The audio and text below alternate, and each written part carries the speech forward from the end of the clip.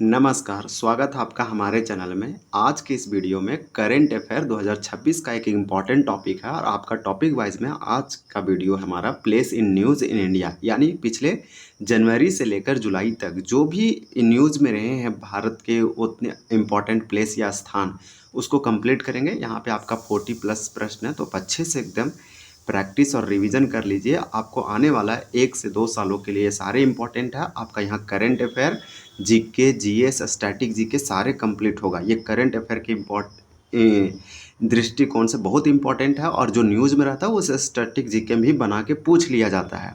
तो place in news यानी वैसे स्थान जो बहुत ज़्यादा खबरों और चर्चों और सुर्खियाँ बटोरे हैं, वो आपके लिए इंपॉर्टेंट है। ये भारत के सारे न्यूज़ अभी हाल ही में रिसेंटली में न्यूज़ में रहा है, लगभग 2026 में सारे वस्तुनिष्ठ एमसीक्यू दिया गया है। ये करंट अफेयर का एक इंपॉर्टेंट टॉपिक है। आपको ऐसा वीडियो बहुत यूट्यूब में कम देखने को मिलेगा, तो आप अच्छे से देख लीजिए। 40 प्रश्न आपको देखेंगे तो आपको अच्छा लगेगा।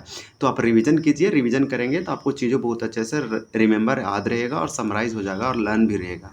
तो प्रैक्टिस बहुत ज़रूरी है और चीज़ों को रिवाइज करना बहुत ज़रूरी है, क्योंकि याद रखने के लिए एक इम्पॉर्टेंट लाइन आपके लिए ये है कि खुद पर विश्वास बनाइए रखिए, क्योंकि हर नई शुरुआत जो है से पहले मन में ही जन्म लेती है। मन की जीत होगी तो ही जीवन की सबसे बड़ी जीत होगी। तो पहला प्रश्न आपसे देखिए क्या पूछा जा रहा है कि हाल ही में राष्ट्रीय बांध सुरक्षा प्राधिकरण यानी नेशनल, आप बोल सकते हैं नेशनल डैम सिक्योरिटी, आपका जो अथॉरिटी है, ये किस बांध में गंभीर सुरक्षा खामियों को लेकर कारण बताओ यानी शो काउजेज नोटिस जारी करो। तो इस प्रकार से राष्ट्रीय बांध सुरक्षा प्राधिकरण ने किस बांध के एकदम गंभीर सुरक्षा कमियों को लेकर कारण बताओ नोटिस जारी किया। तो इस प्रकार से वन का आंसर आपका ये होगा बरगी बांध। बरगी बांध जानते हैं मध्य प्रदेश एमपी में है, और आप जानते हैं बरगी बांध में हादसा हुआ था, डूब गया था नाव, ये पलट गया था आंधी तूफान आने के कारण। इस प्रकार से ये बहुत इंपॉर्टेंट होगा, आपको भूलना नहीं है। इसमें कई लोगों को जान चला गया। अब बहुत वो माँ और बेटा वाला खबर तो आप सुने होंगे, दिल दहलाने वाला था। इसी प्रकार से जो आपका एनडीएसए है, ये गंभीर सुरक्षा कमियों को लेकर बोला कारण बताओ, नोटिस जारी किया इस तरह से। और टेहरी बांध उत्तराखंड में भारत का सबसे लंबा, अब बोल सकते हैं कि बांध है, डैम है। भाखड़ा नागल सतलज नदी पर है, हिमाचल प्रदेश आपको देखने को मिलेगा। सरदार सरोवर बांध नर्मदा नदी पर है, गुजरात में। वहीं आपका अगला प्रश्न है बरगी यानी कि बरगी बांध मध्य प्रदेश के किस जिले में नर्मदा नदी पर स्थित है। तो बरगी बांध मध्य प्रदेश में है, आप याद रखिएगा।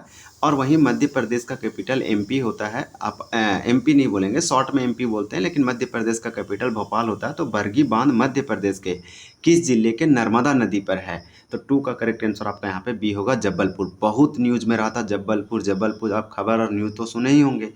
तो जबलपुर मध्य प्रदेश का एक डिस्ट्रिक्ट है और नर्मदा नदी पर बरगी बांध है, यहीं पे हादसा हुआ था। ये सारे आपके लिए इम्पॉर्टेंट होगा।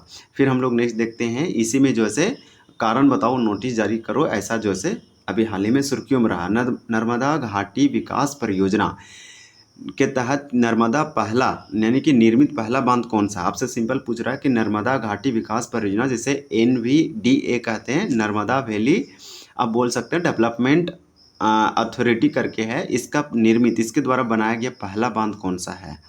तो 3 का करेक्ट आंसर सी होगा, बरगी बांध ही था।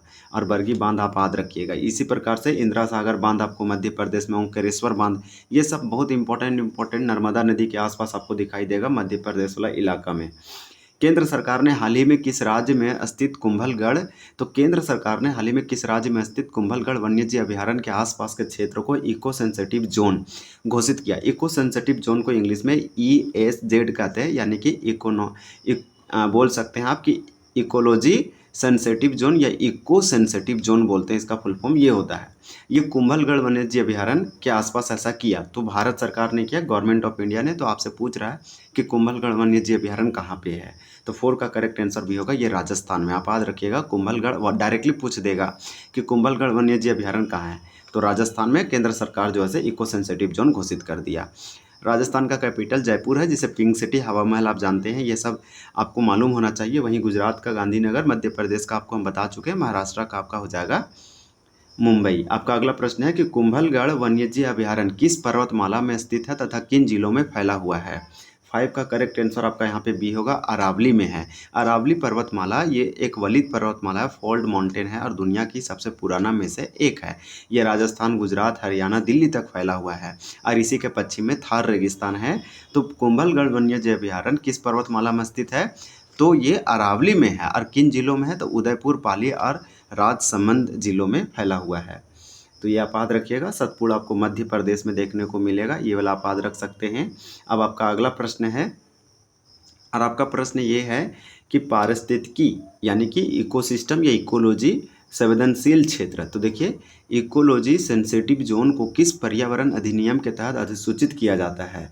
6 का आंसर सी होगा, पर्यावरण संरक्षण अधिनियम 1986। 1986 में इन्वायरमेंटल प्रोटेक्शन एक्ट आया, जिसे EPA कहते हैं। ये अम्ब्रेला एक्ट भी कहलाता है। ये 1986 में आया था, जब भोपाल गैस त्रासदी 1984 में हुआ, उसके बाद ये वाला एक्ट आया था। तो आप याद रखिएगा, इसी के तहत जो है ये एक अधिनियम, एक कानून है, संसद के द्वारा पारित किया गया है। इसी के तहत जो है इकोनॉमिक सेंसिटिव जोन, यहाँ पे इकोलॉजी सेंसिटिव जोन यानी पारिस्थितिकी संवेदनशील क्षेत्र घोषित किया जाता है। वहीं वन्यजीव संरक्षण अधिनियम 1972 में आया, इसे आप बोल सकते हैं वाइल्ड लाइफ प्रोटेक्शन एक्ट। फिर फॉरेस्ट कंजर्वेशन एक्ट, जिसे बोलते हैं वन्य संरक्षण अधिनियम 1980 में आया। और जैव विविधता अधिनियम यानी कि बायोडाइवर्सिटी अधिनियम 2002 में आया। तो ये सारे आप याद रखिए, लेकिन क्वेश्चन के अकॉर्डिंग आंसर आपका जो है सी होगा। बाकी सारे डेट वगैरह अच्छा दिया, कौन सा अधिनियम कानून कब आया। हाल ही में किस विवादित क्षेत्र में चीन द्वारा अवैध अवसंरचना निर्माण और अपने क्षेत्रीय दावे को दोहराने पर भारत ने कड़ा विरोध दर्ज कराया है? तो 7 का करेक्ट आंसर आपका बी होगा, यहाँ पर याद रखिएगा, सक्सगाम घाटी। तो सक्सगाम घाटी जो है इम्पॉर्टेंट है, ये विवादित क्षेत्र है। चीन के द्वारा अवैध अवसंरचना निर्माण और क्षेत्रीय दावे के दोहराने पर भारत ने विरोध किया। तो सक्सगाम घाटी आपको याद रखना है। गलवान घाटी आप जानते हैं 2020 में यहाँ पे झड़प हुआ था चीन और भारत के बीच। अक्साई चीन जो है चीन के कब्जे में है, भारत का ही क्षेत्र था। आपका अगला प्रश्न है कि सक्सगाम घाटी भौगोलिक रूप से किन दो प्रमुख पर्वत श्रृंखलाओं के बीच और सियाचिन ग्लेशियर के उत्तर में स्थित है? तो 8 का करेक्ट आंसर आपका यहाँ पे क्या हो जाएगा? तो बी हो जाएगा, काराकोरम और कुनकुल। तो ये वाला आप याद रखिएगा, काराकोरम पर्वत श्रृंखलाओं और सियाचिन के ग्लेशियर के उत्तर में है। फिर आपका अगला दिया कि 1963 के सीनो पाकिस्तान सीमा समझौते के तहत पाकिस्तान ने लगभग कितना वर्ग किलोमीटर क्षेत्र अवैध रूप से चीन को सौंप दिया था? तो एक सिंपल क्वेश्चन है, 9 का आपका आंसर सी होगा, 5180 वर्ग किलोमीटर आप बोल सकते हैं। आपका देखिए 10 है कि भारत ने हाल ही में लगभग 6 वर्षों के अंतराल के बाद किस दर्रे से चीन के साथ सीमा व्यापार पुनः जो है शुरू कर दिया है? 10 का करेक्ट आंसर बी होगा, लिपू लेक दर्रा। लिपू लेक कहाँ है? तो लिपू लेक आपका उत्तराखंड में है। ये वाला आप याद रखिएगा, 6 वर्षों के अंतराल के बाद यहाँ व्यापार फिर से होगा। वहीं लिपू लेक दर्रा भारत के किस राज्य तथा किस घाटी में स्थित है? दोनों बताना है कि लिपू लेक दर्रा भारत के किस राज्य में है। तो 11 का आपका करेक्ट आंसर बी हो जाएगा, ये उत्तराखंड में है लिपू लेक दर्रा। और ये कहाँ है? व्यास घाटी पिथौरागढ़ जिला में है। मोस्ट इंपॉर्टेंट होगा, यहीं आपको याद रखना है कि नुब्रा घाटी लद्दाख में है, चुम्बी घाटी सिक्किम में है, स्पीति घाटी हिमाचल प्रदेश में। सभी घाटी का नाम याद रखिए, कौन सा घाटी कहाँ है, आगे चल के आपको काम आएगा ये सब। फिर आपका देखिए अगला है, आगे चल के कहने का मतलब कहीं ना कहीं क्वेश्चन कभी ना कभी डायरेक्टली इनडायरेक्टली पूछा जाता, तो उस समय आपको ये सब याद रहेगा, तो आपको छोटा छोटा चीज़ बेनिफिट करेगा। लिपू लेक दर्रा किन 3 देशों को त्रिजंक्शन यानी ट्राई जंक्शन पर स्थित है? तो यहाँ पे सिंपल आपका होगा, लिपू लेक दर्रा उत्तराखंड में। 12 का आंसर भी होगा, ये भारत, नेपाल और चीन के बॉर्डर पे है। ये तीनों ट्राई जंक्शन, त्रिजंक्शन जिसको कहेंगे, ये तीनों देश के आसपास है। अंडमान सागर और दक्षिणी पूर्वी एशिया में किन जल डमरू मध्य स्ट्रेट के मध्य से दक्षिण चीन सागर से जुड़ता है? आपका 13 का 13 का आंसर आपका भी होगा, मलक्का जल डमरू मध्य। आप याद रखिएगा, पाक जल डमरू मध्य भारत श्रीलंका को अलग करता है, बंगाल की खाड़ी और इंडियन ओशियन को यहाँ कनेक्ट करता है। भारत का एकमात्र सक्रिय ज्वालामुखी बेरन द्वीप, बेरन आइलैंड किस सागर में स्थित है? हाल ही में न्यूज में था।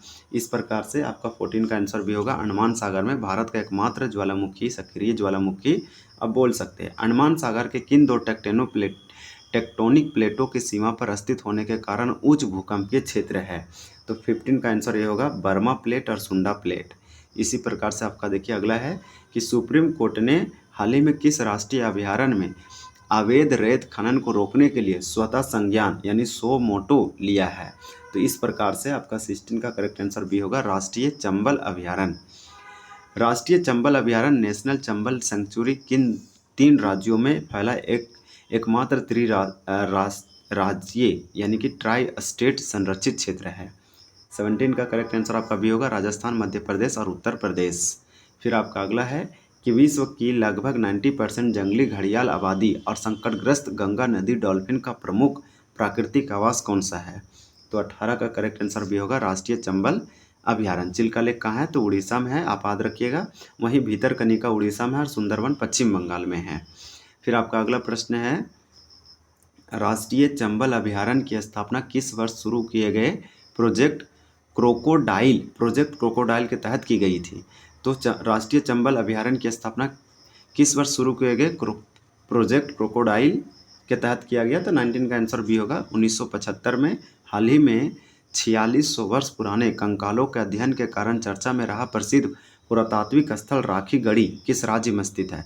तो राखीगढ़ी एक सभ्यता है, सिंधु घाटी सभ्यता का स्थल है मोहनजोदड़ो का। इस प्रकार से यह पुरातात्विक स्थल है और यहाँ 4600 वर्ष पुराने कंकालों के अध्ययन के कारण बहुत चर्चा में रहा।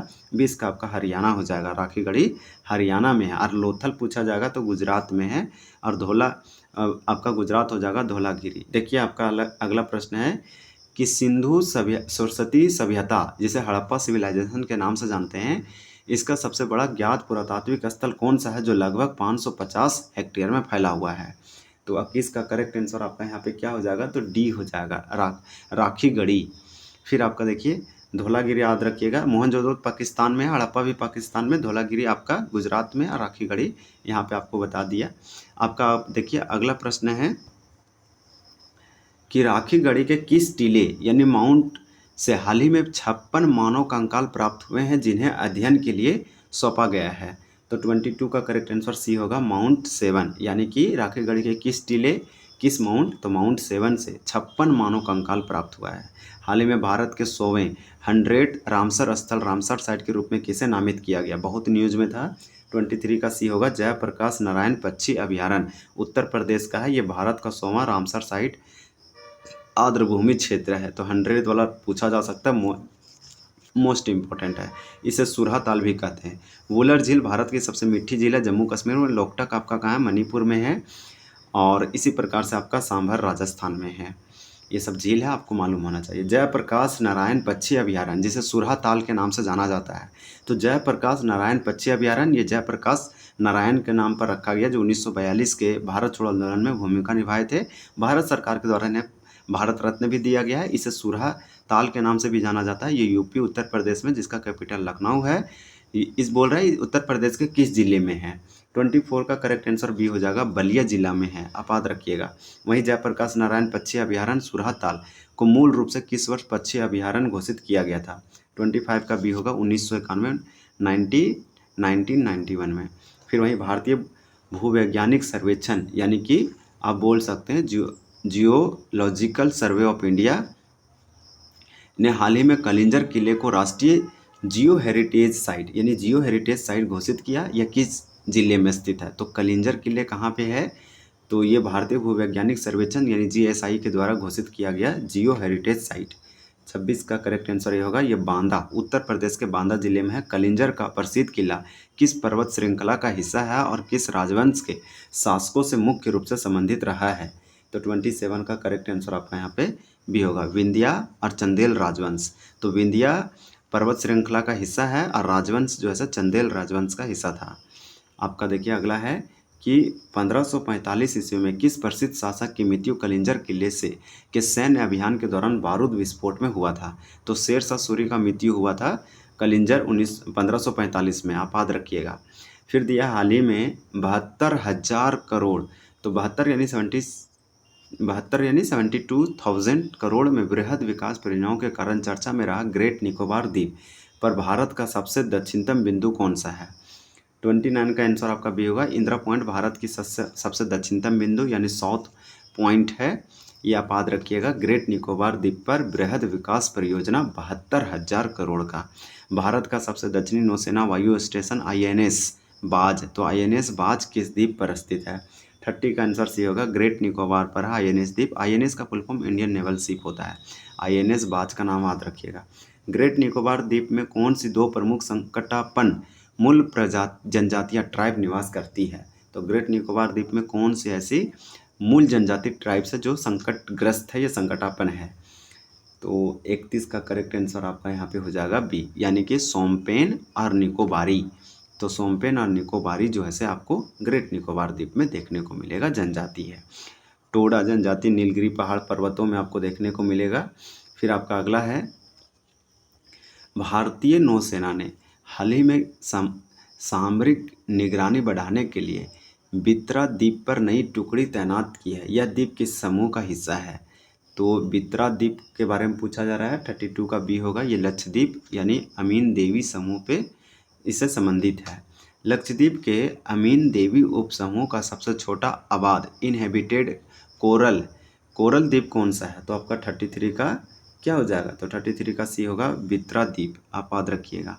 फिर आपका अगला प्रश्न है कि हाल ही में अंतिम ब्रेक थ्रू पूरा होने से चर्चा में रही जोजिला टनल की अनुमानित लंबाई कितनी है? तो आपका 34 का आंसर सी होगा, 13 से 14 किलोमीटर है। वहीं आपका अगला प्रश्न है कि जोजिला दर्रा और निर्मित सुरंग मुख्य रूप से किन क्षेत्रों के बीच सभी मौसमों में ऑल वेदर संपर्क मार्ग प्रदान करती है? तो 35 का करेक्ट आंसर भी होगा, कश्मीर घाटी को द्रास, कारगिल और लद्दाख से। तो ये आप याद रख सकते हैं। फिर आपका वहीं अगला प्रश्न दे दिया कि हाल ही में प्रधानमंत्री ने सोमनाथ मंदिर के पुनरुद्धार और पुनर्निर्माण की किस वर्षगांठ के अवसर पर दर्ज किए हैं? तो आपका यहाँ पे 36 का करेक्ट आंसर क्या हो जाएगा? सी हो जाएगा, 75वीं वर्षगांठ। सोमनाथ मंदिर जो है गुजरात के सौराष्ट्र क्षेत्र के किस स्थान पर अरब सागर के तट पर स्थित है?